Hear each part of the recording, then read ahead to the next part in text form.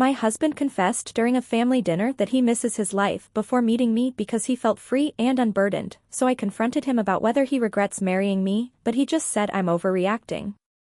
It was supposed to be an ordinary family dinner, a warm evening of laughter and shared stories.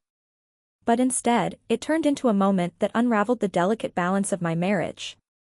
My husband, the man I thought I knew better than anyone, casually let slip a confession so startling it silenced the room. He missed his life before meeting me. The words hung heavy in the air, twisting the familiar comfort of our family gathering into something cold and disorienting. He said he felt free and unburdened back then, and while others at the table awkwardly laughed or changed the subject, I couldn't brush it off so easily. Those words hit me like a wave, and in that moment, my mind began piecing together doubts I had quietly buried. The day itself had been uneventful. We'd both been busy, me with errands, him wrapping up work calls, but we were looking forward to dinner with his family. These gatherings were a tradition, a chance for everyone to catch up, reminisce, and feel connected.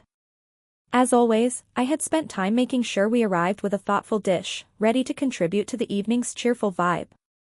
Things started out lighthearted. His sister teased him about a funny story from their childhood, and his parents recounted tales of their recent vacation. Then, somewhere between the main course and dessert, the conversation shifted to how much life had changed for everyone over the years. When his mom jokingly asked him if he ever missed being young and carefree, I expected him to laugh and shake his head. Instead, he hesitated. Honestly? Sometimes I do, he said. I miss my life before meeting my name. Back then, I felt so free and unburdened. It felt like a slap in the face. I glanced at him, waiting for a reassuring smile or a quick explanation to soften the blow. None came. The room went uncomfortably quiet for a moment before someone made a half-hearted joke to diffuse the tension. But I wasn't laughing. My heart was pounding, my appetite gone. Throughout the rest of the dinner, I found myself replaying his words on a loop, trying to decipher what they really meant. Did he regret our life together? Was he unhappy with the family we'd built, the love we shared, the home we had worked so hard to create? Or was this just a passing comment that held no deeper weight? I wanted to believe it was the latter, but the conviction in his voice and the choice of his words made it impossible to brush aside. It wasn't just what he said, it was how he said it. There was no hesitation, no apology, no acknowledgement of how his words might affect me. Even after dinner, as we drove home in silence, the heaviness lingered between us. I stared out the car window, gripping my hands in my lap, while he scrolled through his phone at a red light as if nothing had happened. That night, as I lay in bed unable to sleep, my mind drifted to moments over the years when I'd sensed something was off. The times when he seemed distant, or when his responses to my excitement about our future plans felt muted. The way he sometimes spoke nostalgically about his single years, but never quite framed them as past chapters of his life. For so long, I had convinced myself that those were just fleeting thoughts, normal for anyone to have in the midst of a long-term relationship. But his confession over dinner planted a seed of doubt that was impossible to ignore. It wasn't just that he missed something from his past, it was the way he described it as a time of freedom, a life unburdened. By contrast, was I now the burden? Was our marriage the cage he secretly wanted to escape? Part of me wanted to confront him immediately that night, to demand an explanation. But another part of me hesitated. Was I ready to hear the answer? What if his feelings were deeper than I thought? What if the life we'd built together was something he no longer cherished the way I did? I wrestled with these questions for hours, staring at the ceiling as he slept soundly beside me. His peaceful breathing felt almost ironic, given the storm that was raging in my heart. By morning, I had made up my mind, I couldn't let his words go unaddressed. Ignoring them would only let the doubt fester, and I refused to let this moment become the beginning of a silent fracture in our relationship. I needed to understand what he truly meant, why he said it, and whether there was more he wasn't telling me. As the sun rose, I resolved to confront him, gently but directly. I would wait for the right moment, one where we wouldn't be interrupted or distracted. And though I knew it would take courage to hear his honest answer, I told myself that I deserved clarity. After all, his words had already changed something in me. The foundation of trust one had once taken for granted felt shaky, and I couldn't pretend otherwise. What I didn't know at the time was how much more complicated his response would make things. The next morning, I sat across from him at the kitchen table. Sunlight streamed through the windows, but it couldn't warm the knot of anxiety in my chest. His comment from the night before replayed in my mind. It wasn't just what he said, it was how he said it. Casual and unbothered, as though confessing he missed his life before me was trivial. I couldn't let it go. About what you said at dinner last night, I began, keeping my voice steady. His eyes flicked up from his coffee, guarded. You said you missed your life before we met. You said you felt free. What did you mean? He shrugged. I didn't mean anything by it, he said lightly. It was just an offhand comment. But it didn't feel offhand to me. It felt deliberate, like a crack in our foundation. I pressed further. You said you felt free. Do you not feel free now?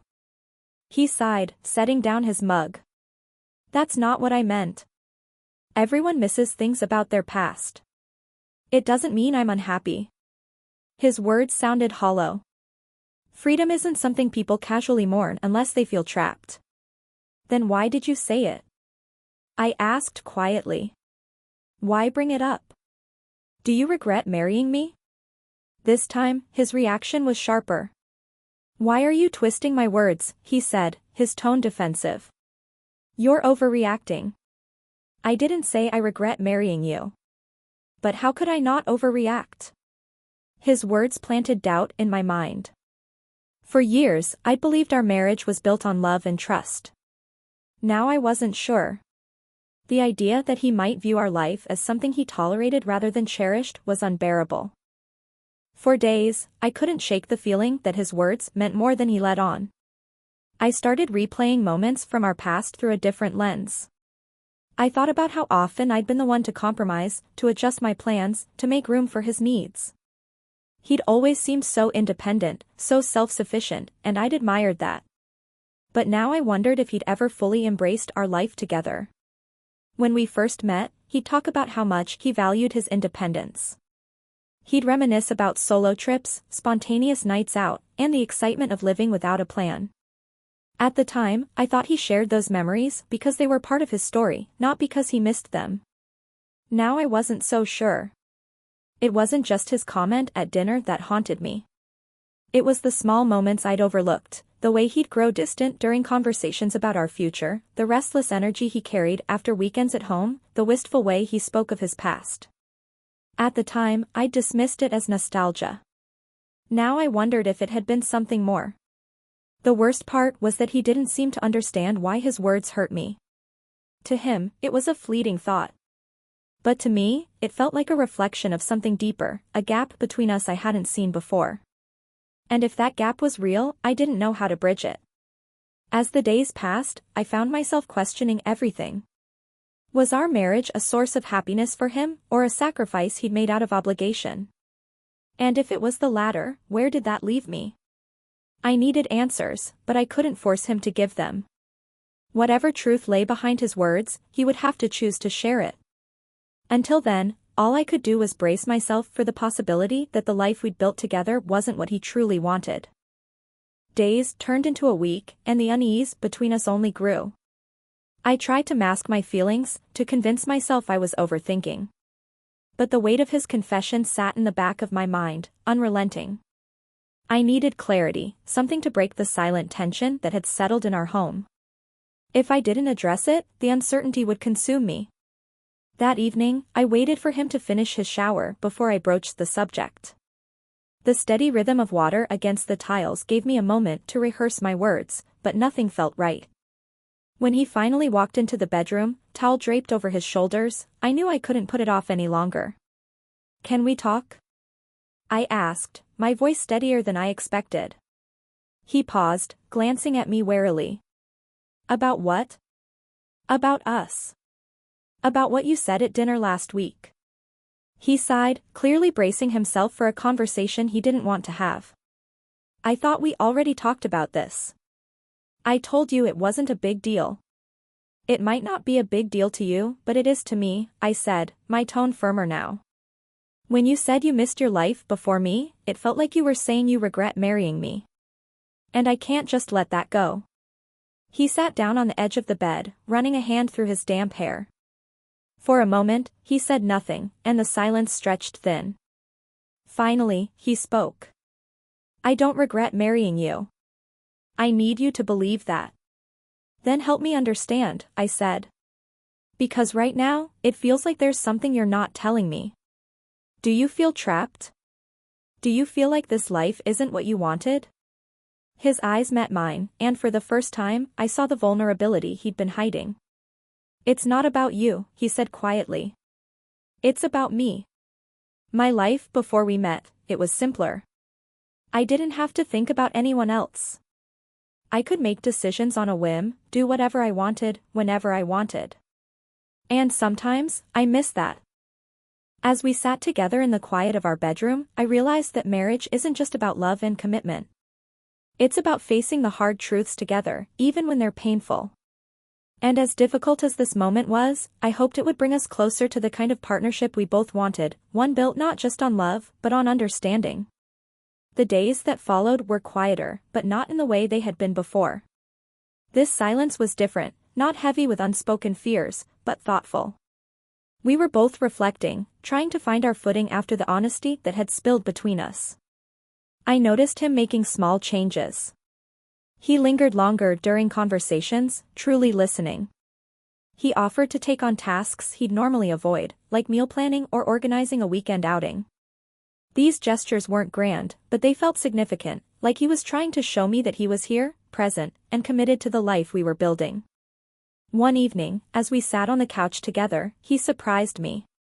I've been thinking about what you said, he began, his voice steady but tinged with vulnerability. About whether I feel trapped. And I realized something important.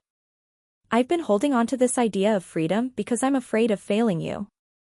Of not being the person you deserve. His words caught me off guard.